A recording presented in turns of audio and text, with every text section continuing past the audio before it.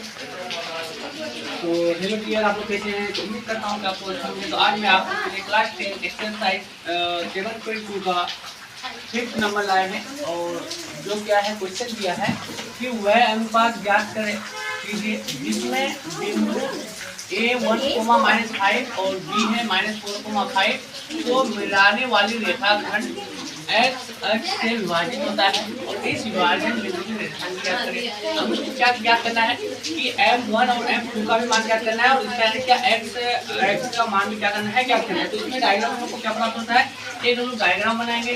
Diagram में यानी हम लोग को ए बिंदु दिया है, ए बिंदु कितना दिया है, ए बिंदु कितना दिया है 1, -5 कितना दिया है -4, -5 हम लोग को बोला है कि x अक्ष, तो x अक्ष जब बोलेगा तो y अक्ष का मान 0 हो जाएगा। अब यही हम लोग को बोलता है y अक्ष, तो x अक्ष का मान क्या हो जाता, 0 हो जाता। तो x अक्ष हम लोग पहले संख्या को किसमें लिखते हैं बच्चों, पहले x को लिखते हैं तब किसको लिखते हैं, y को। तो हम लोग को पूरा x अक्ष से विभाजित होगा, किससे विभाजित होता है, x अक्ष से। तो y अक्ष का मान क्या हो जाएगा 0, तो इसमें x हो जाएगा और y का मान क्या हो जाएगा बच्चों 0 हो जाएगा। क्या हो जाएगा y का मान 0।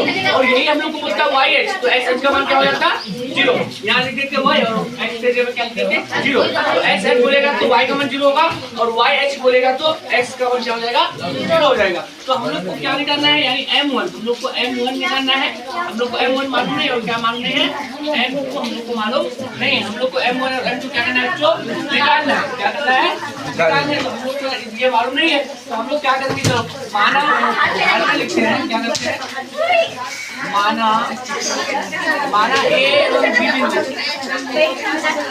माना A और B निर्देशांक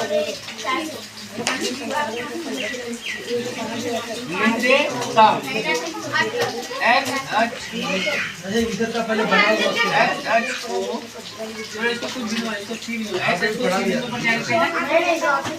टी बिंदु पर क्या करते हैं तो विभाजित करता है। टी बिंदु पर क्या करता है,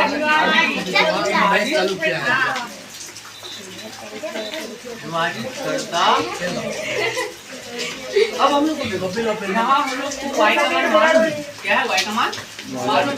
तो y बराबर फॉर्मूला हम लोग जानते हैं, विभाजन का फॉर्मूला में y बराबर क्या होता है, my + my बटे में m1 + m2। किससे, विभाजन सूत्र से। किससे, विभाजन सूत्र से। किससे बच्चों, विभाजन सूत्र।